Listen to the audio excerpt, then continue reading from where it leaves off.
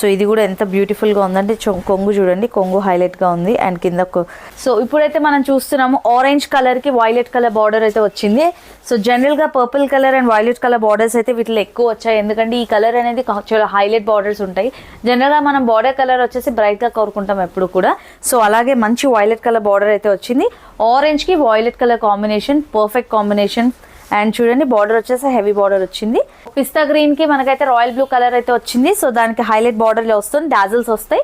So ఇది కూడా చాలా బ్యూటిఫుల్ గా ఉంది. న్యూ కలర్స్ అంటారు కదా, అలాగే న్యూ కలర్ కాంబినేషన్స్ ఇవన్నీ చాలా బ్రైట్ గా ఉన్నాయి. ఒక్కసారి ఒక్కొక్క కలర్ కి ఒక్కొక్క డిఫరెంట్ కలర్ కాంబినేషన్ అయితే వచ్చింది. సో శారీస్ అన్ని బ్లూ కి మనకి మెజెంటా పింక్ బార్డర్ వచ్చింది.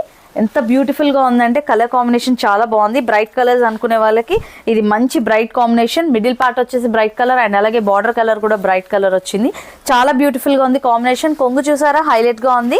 హైలైట్ కొంగు ఇచ్చాడు అండ్